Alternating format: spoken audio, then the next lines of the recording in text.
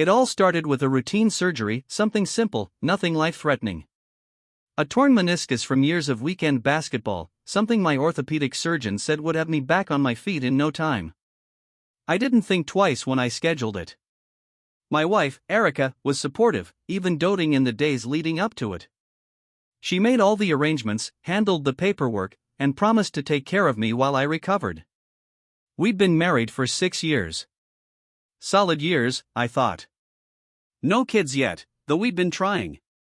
Our lives weren't perfect, but I believed we were a team. I traveled a lot for work before the surgery. Erica used to joke that she missed me more than she let on. So I thought that these weeks at home, stuck on the couch, would be a chance for us to reconnect. I was wrong. The first sign came just 3 days after I came home from the hospital. I woke up from a nap in the middle of the afternoon. Erica wasn't in the house. Her car was gone, and there was no note. No text. I tried calling her, but it went straight to voicemail. It wasn't like her. She was the kind of person who would send a reminder text if I forgot to take my antibiotics. I waited 2 hours before she came back, acting like nothing happened. "Sorry, babe," she said, breezing in with a bag from some high-end market. "I ran to get you your favorite juice, they didn't have it at the usual place." I didn't question her. I was too groggy, too trusting. Over the next few weeks, she seemed distracted. She'd disappear for hours, always with a perfectly crafted excuse. Meetings. Errands.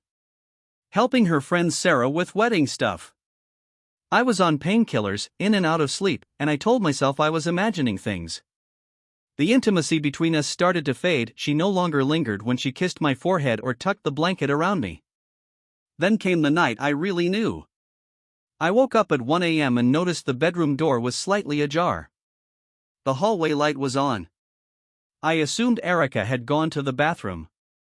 But when I got up and limped down the hall, she wasn't there. I checked the kitchen, then the living room. No Erica. Her phone was on the counter, buzzing with a new message. I shouldn't have looked. I know that. But I did. It was a text from someone named C. Manager. "Miss your touch already. You looked amazing tonight." My stomach twisted. I opened the thread. There were more. Far too many. Some texts were weeks old. Flirtatious, explicit. References to hotel rooms, and one that made my heart break: "I love being with someone who sees me. He never notices when I'm gone." I felt my legs give out. I sat on the kitchen floor, the cold tile against my skin doing nothing to soothe the fire spreading through my chest. She was cheating on me. While I was recovering from surgery. While I slept in pain, she was slipping out, wrapping herself around another man. My first instinct wasn't rage. It was confusion. Disbelief.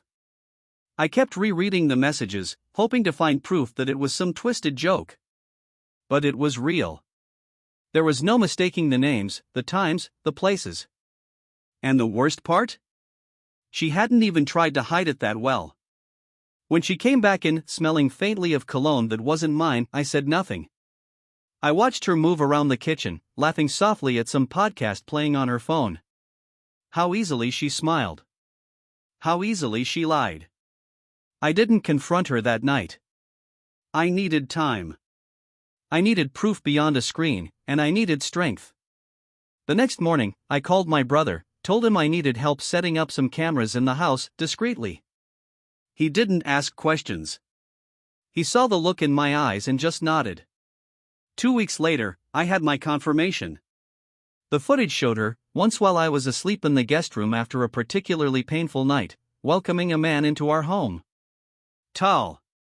Broad-shouldered. Confident. He looked like someone from a fitness commercial. They kissed like they'd done it 100 times. And then they went to our bedroom. I didn't watch beyond that. I couldn't. Now the hard part begins. I'm no longer recovering from surgery. I'm recovering from betrayal. I'm planning my next move, knowing that confronting her will change everything, but knowing also that staying silent will destroy me. I gave her my trust, my love, my life. And while I slept, she gave herself to someone else. I didn't plan some big explosive confrontation. That wasn't my style. Instead, I printed the photos, a few key screenshots of the messages, and a still frame from the video that left no doubt. I placed everything in a plain envelope and tucked it under her favorite mug, the one that said wifey in curly script. Then I left. Not permanently. Not yet. I drove to a motel 20 minutes away and checked in under a fake name. The guy behind the counter didn't care. I could have said I was Elvis and he'd have still handed me the key. That night, I stared at the ceiling of the unfamiliar room, listening to the whir of the ancient AC unit. I didn't cry. I thought I might. But mostly, I felt hollow. Numb. Like my body was there, but the part of me that had once loved her really, truly loved her, had already gone. The next morning, my phone exploded with messages. Missed calls. A few voicemails. I ignored them all. Then the texts started changing. First, they were defensive. This isn't what you think. It wasn't serious, it was a mistake. Then angry. How could you go through my phone? You've been distant for months. I was lonely. And finally, desperate. Please come home. Let's talk. I'll end it. I'll do whatever it takes. But that's the thing. There's no undoing this. There's no way to rewind and unsee her kissing another man in our hallway. No way to unhear the soft moan in one of the clips, just loud enough to remind me that my home, my sanctuary, had become a playground for betrayal. I returned after 2 days. She was waiting for me in the kitchen, red-eyed, her hair pulled into a messy bun. She looked smaller somehow. Less like the woman who had once lit up a room, more like a ghost of herself. I didn't mean for it to happen, she said. I nodded. That was all I could manage. You were recovering, and she started, but I held up a hand. Don't, I said. Don't insult me by pretending this was a moment of weakness. You planned it. Repeatedly. Her lips quivered. It didn't mean anything. I laughed. A bitter, humorless sound. That's worse. If it meant nothing, and you still did it while I was vulnerable, what does that say about you? She started crying then. But I didn't move. I stood there, arms folded, watching the woman I thought I knew crumble. I want to fix this, she said. We can go to counseling. I'll quit my job. I'll block him. Please. I looked at her for a long time. And maybe there was a piece of me that wanted to believe her. To believe that 6 years of marriage were worth saving. But then I remembered the smell of his cologne on her clothes. The way she smiled at her phone when she thought I wasn't looking. You didn't just cheat, Erica, I said quietly. You left me when I needed you most. Not physically.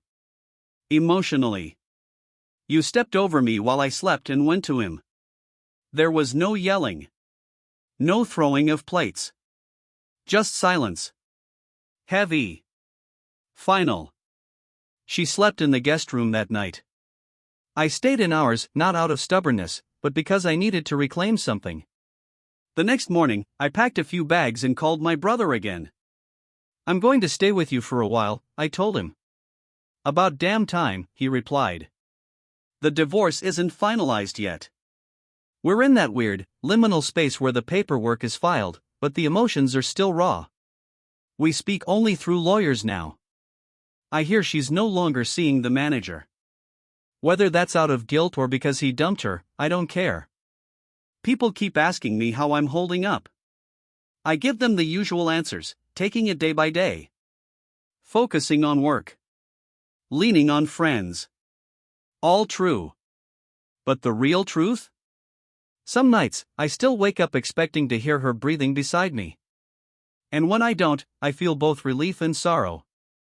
Betrayal doesn't just end a marriage, it rewrites your memories. Now, when I think of the last 6 years, I don't see laughter or shared dinners. I see a man on crutches, watching the woman he loves disappear into the night. But I'm healing. Slowly.